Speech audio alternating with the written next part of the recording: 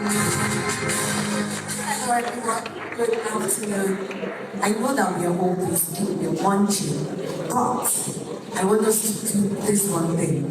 Having come into this space today, I know that we can all agree that a lot has gone into this. And it takes a beautiful heart to achieve a project of this scale. So, I have teachers here, I have stakeholders, but I know that I have teachers. Teachers, if you're here, let me see your hands raised. Beautiful. We're going to give Mrs. Augusta a big mosquito clap. Since we're teachers here, we've done the 10 clap, we've done the wild clap. This time around, we're going to give her a big what? A big mosquito clap for a project of this magnitude. So we go this way, then we kill it. Beautiful, that's for practice. Let's do it again. Then we kill it. Well done, everyone. I also want to applaud my colleagues, educators. I once heard a veteran educator use this phrase, and since then, it has warmed my heart. So I want you to look at the person close to you and say to them, thank you for your service. No, guys, I can't hear you. I know that we're wrapping up, we're tired, but we're going to end this conference with energy. I want you to look at the stakeholder close to you, the educator close to you, the professor, the professional, the career person close to you, who work in this space to preserve the next generation. I want you to look them eyeball to eyeball. Let's do that. Eyeball to eyeball. And say to them, thank you for your service. Can we do it for the last time? Thank you for your service. All right, I have a quick work here today. We'll be having a conversation around character and life, navigating values and vices. I'd like to start my session with a story going back in history. It was a cold night in April 1912. A set of engineers had built one of the most magnificent, the most luxurious, the fastest, the biggest ship ever. That ship was called the Titanic. Have you heard of the Titanic, anybody here? If you're a Gen Z, I don't know what. If you are a baby boomer, a millennial, have you heard of the Titanic? Yes. That structure was a wow of its time. The engineers who built it were so confident.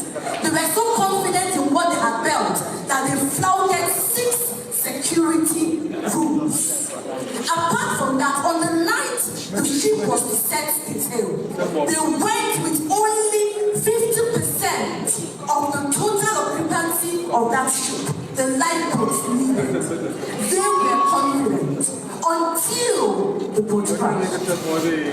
Now, you're going to ask me, Madam Precious, what is the relationship between the Titanic and I, the stakeholder, I, the parent, or I, a teacher? Can I shock you that we are raising children in a modern Titanic? There are luxuries that children were raising in this age and time get to enjoy that we never smelled of. True or false? There is technology, there is the digital world. Mr. Tam talked about the digital world. There is technology. But as they are enjoying these luxuries, as these children are enjoying this world that is better than anything we would have ever thought of. Who remembers sitting on the television by 4 p.m. waiting for the television to come on? Who remembers that? Who remembers the green blue light and you had to wait? Who remembers peeping through their neighbors' houses to watch the TV? Who remembers that? Today, the conversation is not even TV. We're talking of smart TV. We're talking of smart devices. So affordable that every child gets to enjoy that luxury. But alongside this luxury is also something that we must all watch out for. It is the vices and the eminence too of every child being raised in the 21st century. Just like the engineers of the Titanic ignored and flouted safety orders, a lot of us who are raising children in the modern world, we are flouting a lot of safety orders. What are we saying to ourselves? Oh, it's okay. It cannot be my child. Oh, God forbid. Oh, I hope this child is raised.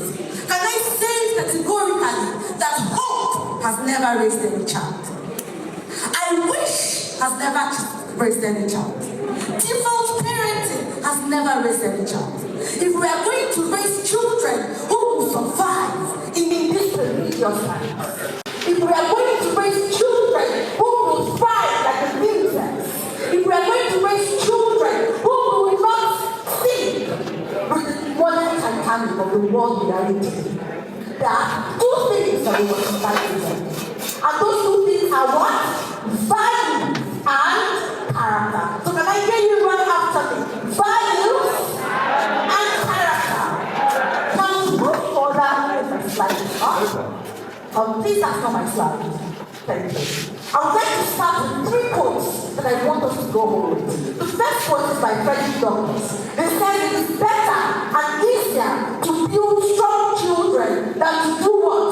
Repair broken men. James Baldwin reminds us that children have never really been good at listening. Rather, to imitate.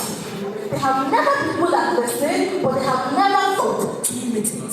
Then the last one is by Heraclitus, and he says that character is destiny.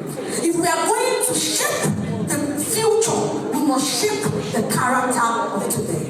If we are going to shape the future, if we are going to have leaders who will lead and thrive, we must shape the character of today.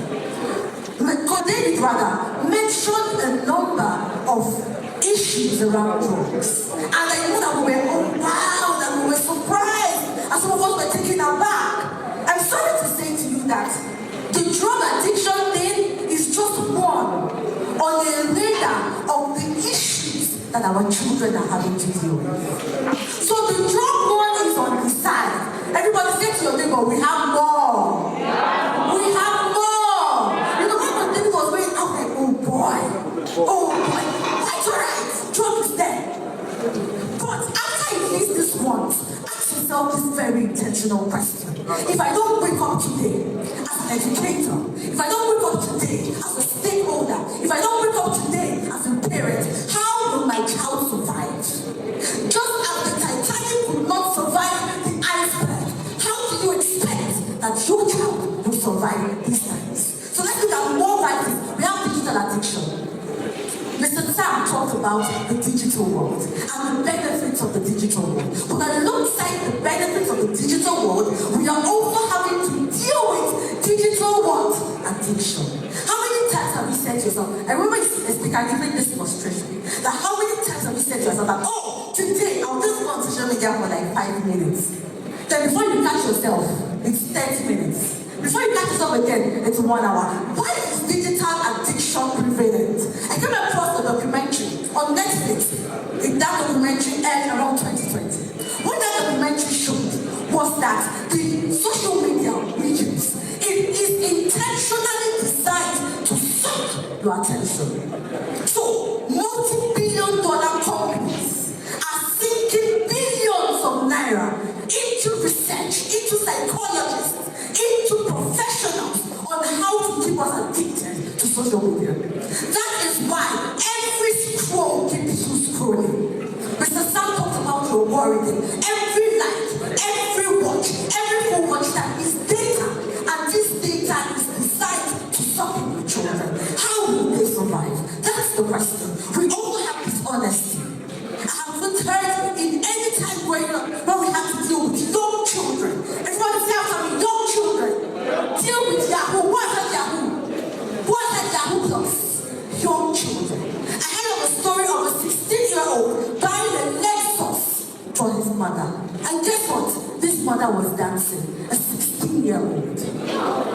We are having to deal with examination malpractice. Parents sponsoring this malpractice. We are educators and we know what's happening. Dishonesty is a vice in our society. And if we don't wake up to build values and character, who are we living to lead and thrive? Who? Number 3 is entitlement. There has never been a time in history when young children are entitled like today. I came across a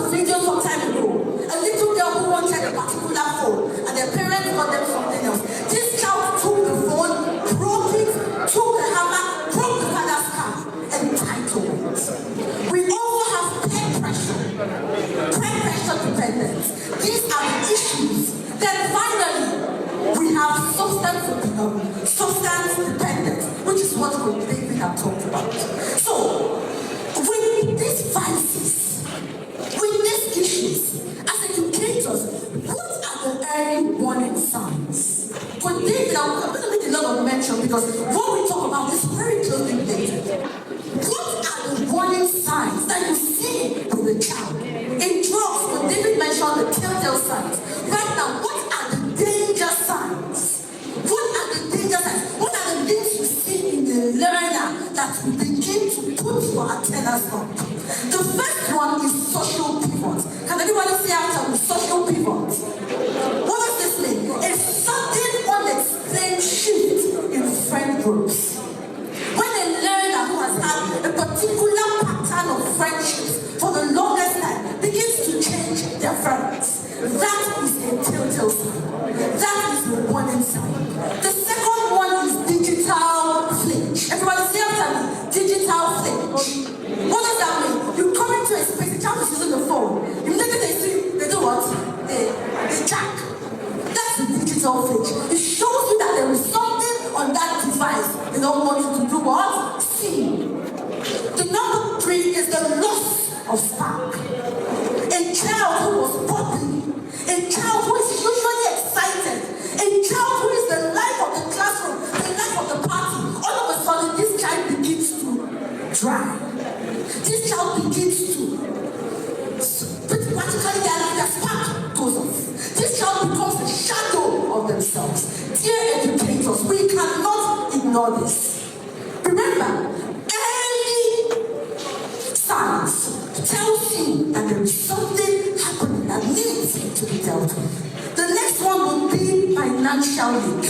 They start stealing. When children start stealing, oftentimes it's not to buy biscuits. When they start stealing, oftentimes it's not to buy stationaries. When a child starts stealing, there is an addiction fueling the theft. So it is your responsibility to identify it and follow it up immediately. Then the last one is the volatility spike. What does this mean? Emotional dysregulation. A calm child becomes violent. A calm child that is typically would be calm in the class. All of a sudden, 5 times out of the 5 times they come to school, they are being reported. That's a telltale sign. There is something you need to watch out for.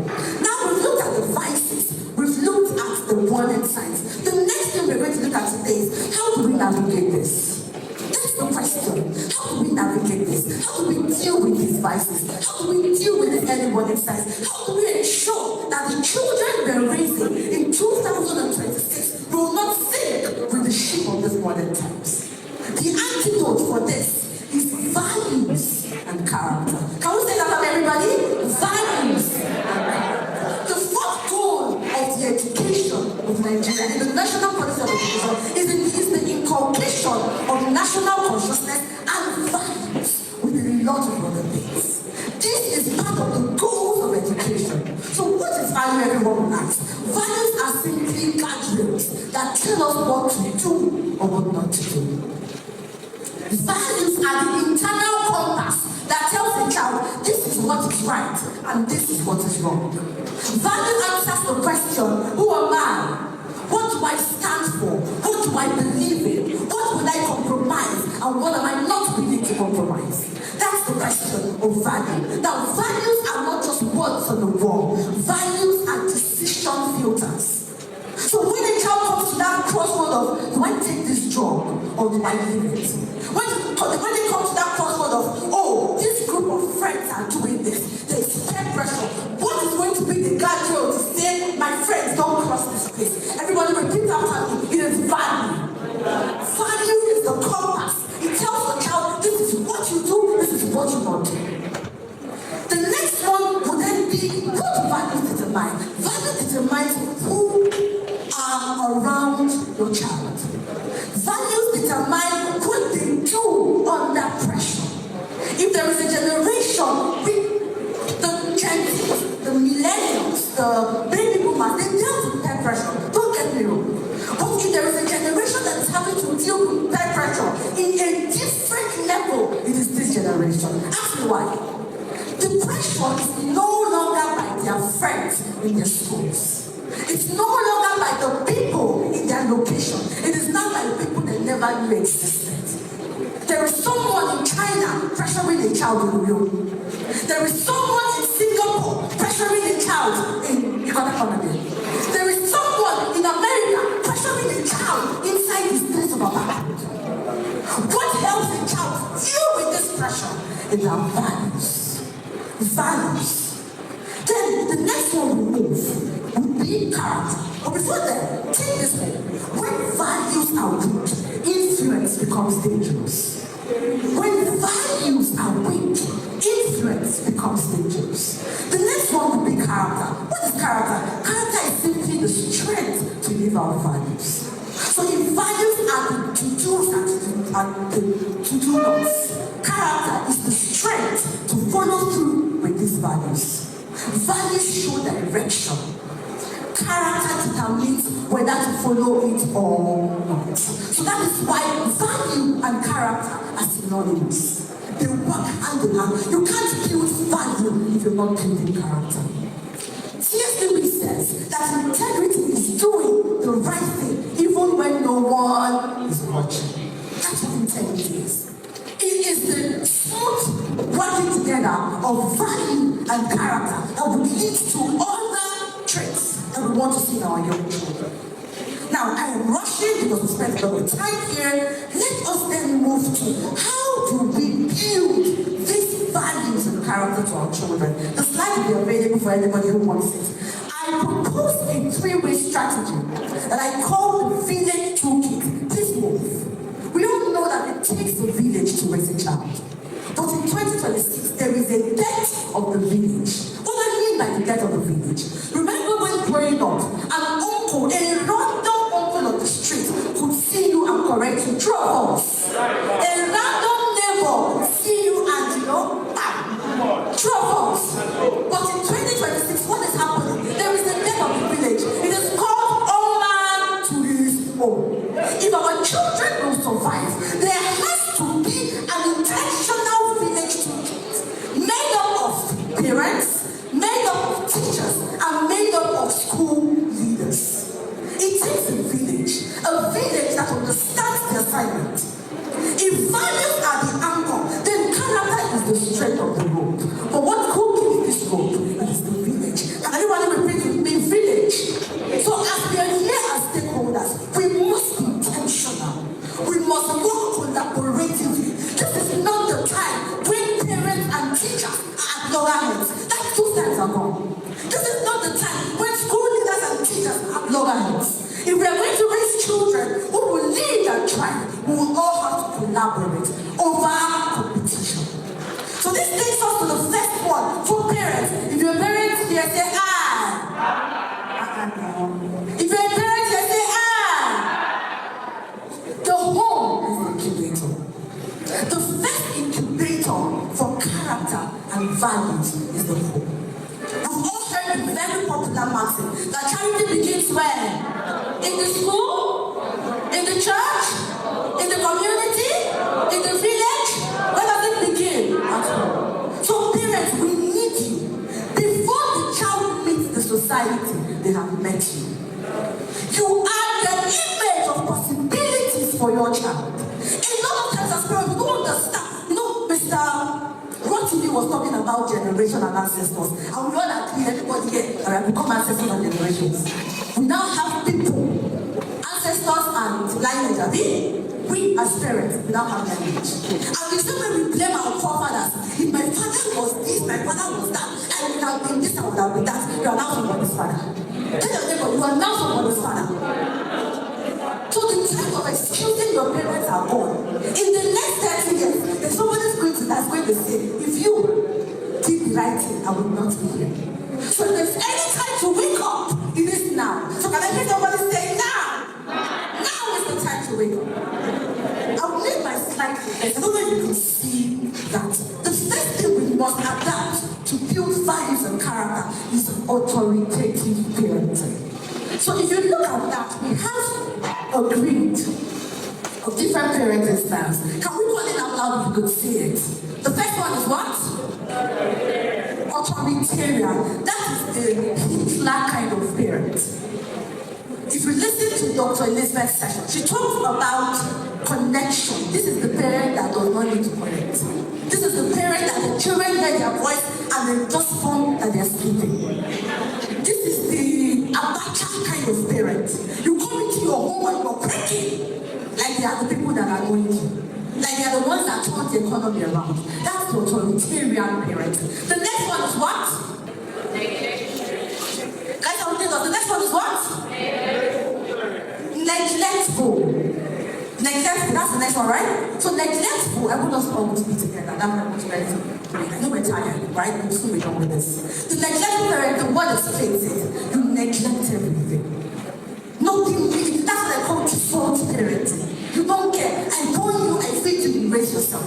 That's neglectful parenting. The next one will then be the laissez-faire parent. Whereas the laissez-faire is also what? I don't care. You want to do, you do. You don't want to do, you do. You do bad and look, you don't do bad and look. No structure, no value, no nothing. Then there is the other type of parenting, which is the what? Authoritative. Authoritative parenting combines connection. It combines high expectations. It combines values. It combines structure.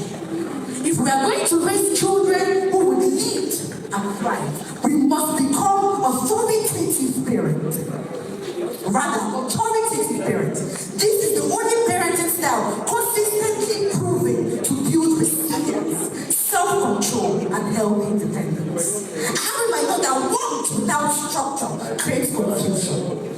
Then, structure without want creates rebellion. So there has to be a combination of the both, which is what? Want and what? Structure. The next one is identify and indoctrinate family values. I was saying something yesterday that I have some parents in my school from a particular religious sect that I don't totally align with their values, but of course we're very tolerant. But one thing those guys inspire my parents is their ability to indoctrinate their children with their values. That a little 4-year-old, when you do something against our values, she will speak out. In this point, we have identify and indoctrinate. I said there are only words I could have used. Discipline, or teach, or indoctrinate. You know when we have religious fanatics who can kill for their beliefs. I think that at this point, we have to raise children who will stand by the values. And it won't happen casually. It won't happen by just saying, that's what we stand for. That's not the conversation again.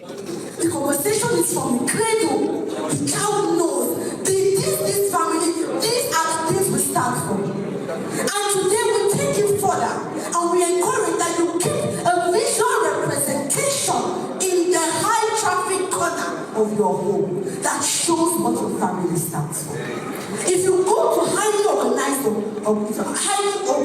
organizations, you're going to see that there are core values. If your organization has a core value, let me see your next one. Take that structure to your home. There's something we call family systems engineering. Pretend in your head that you're the CEO of your home. Come back. Those structures that work in your organization, put them in your home. If your organization has values, come back home, put the values. If your organization has policies, come back home, put the policies. These are the ways that we will raise children who will lead and thrive.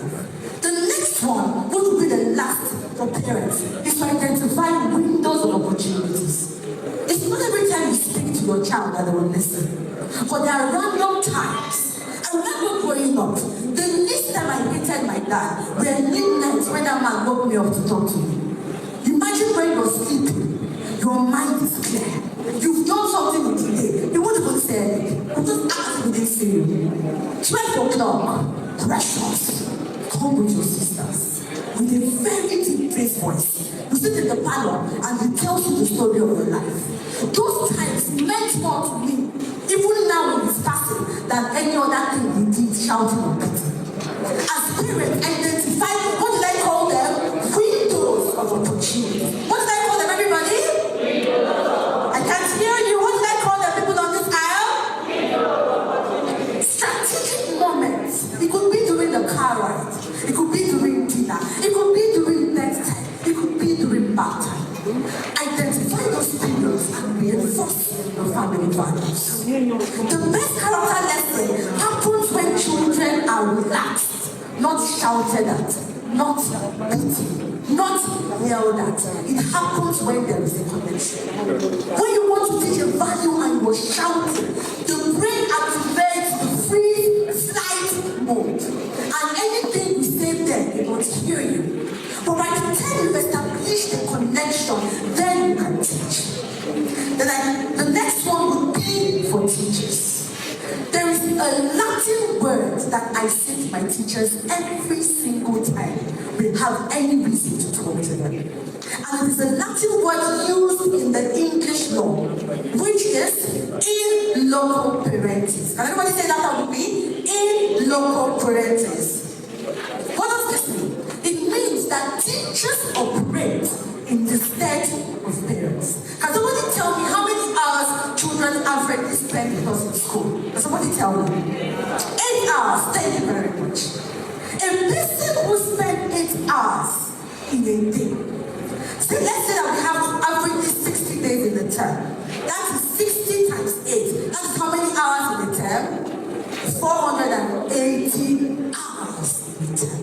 A person who has this level of influence on a child, I want you to ask this very salient question. Are you utilizing that influence? If you are still among those not my parents' business type of teachers, I command you, resign today. You are too critical in the ecosystem of raising the next generation to be laser-fed. In the state of parents, in local parents, it simply says, for the hours you are with that child, you're not just teaching content. You're not just consolidating lessons. You're not just meeting your objectives by the end of this. I should be able to. That's not the conversation alone. At the end of the day, you should also teach character. How many people understand? So how do you do this? Number one, be a value chaperone. Every little opportunity you have, use it to imbibe values. Every single second you have with that child, use it to imbibe values. If you're teaching math, you're not just teaching math, you're teaching integrity, you're teaching accuracy, you're teaching sportsmanship, you're teaching honesty. When you teach science, you're not just teaching science, you're teaching curiosity. Like I said to the parents, as teachers, identify windows of opportunities. Like what David said, if we could be awake, while being awake as teachers, a lot of these vices would not go far. The next one would be to use the power of stories. Incorporate stories into your lesson. There are simple times that you start a lesson. It could be comprehension. Don't just teach to answer the objective. You don't understand. You don't know the new words. That's not the only conversation. And these stories in that comprehension you can use to teach a life lesson. Another thing I would say to you is to understand the power of subconscious conditioning. As teachers, these children, particularly if you're working with children from early years, these children come to us tabula rasa. Nothing in their subconscious. We contribute to building up their conscious. So as a stakeholder, understand your responsibility. This child is not just here so that I work with the child. This child is here so that I train them. The next one I will now look at will be the school leaders. School leaders, you are not just school leaders. You do not just manage operations, you also design culture. Invest in designing the subconscious conditioning of the learners within you. Promote values. I came across a video some time ago. There was a school in India. They just put a paper on the street and on the walkway. So there was a video capturing it. They wanted to, it was a social test. They wanted to know which of the children had the values of proactiveness. So a lot of children would pass, they'll see the wrapper, they would jump. Some of them would skip, some of them would go around it. A little child, this was a school made up of secondary school and primary school and nursery children. A little child, say kindergarten, walks past the wrapper, goes past, comes back, and comes back and picks it up. That school rewarded that child. And from that day, will that school still be there? They have found a way to reward values. School leaders put it into your system to reward values. The last thing I will talk about is to build values into their subconscious. How do you do that? Through affirmations, through creeds, through pledges. How do we say the national pledge? We're putting it into our subconscious. I still have memory of one of the creeds we said in my secondary school. This is over decades ago. It was that we should do the right thing at the right time, in the right place and in the right uniform. That subconsciousness has been in my mind time and time again. At this phase of your school, have a creed. Have something that the children say to themselves. For my school, it is the growth mindset statement. Every day, the children remind themselves that they can do anything they set their hearts to do. That they are capable of achieving great things. That every setback is a setup for a comeback. That challenges are opportunities to grow. Go back today and create a creed for your school. I'm going to end this session with this story from the Bible. It is the story of the Rechabites. Sir, I'm wrapping up now. Jeremiah 35 tells us a story. If you're not a Bible person, just take this as a literacy text. Jeremiah 35 tells us the story of the Rechabites. The Rechabite family. Prophet Jeremiah called this family into the temple. And he set wine before them and said to them, drink. Now, picture this. This is the temple. This is not the contemporary temple of these times. It is the temple before the coming of Jesus. So there was a lot of, sanctity. There was the first temple, the second temple, all of that, the inner and all of those things. So imagine coming into such place. And the prophet, then imagine the regalia and the aesthetics of the prophet. He might have come in from his back. I'm just being pictorial. He might have come in with a lot of women, and the other many prophets were behind him. And he said to them, the Rechabites drink! And these guys looked at him and said, we will drink no wine. And the prophet says, why? And they respond, because our father Jonadab, son of Rechab, commanded us that we will drink no wine. For context, if you don't know this story, their father Jonadab gave birth to Rechab. And Rechab was the one that transferred the family values. This was 300 years later. 200 years later, sorry. 2 centuries, and these guys still sponsor to the value. Their educators, their parents, can we commit today to raising a Rechabite type of generation? People who will stand firm to their values, irrespective of anything that comes their way.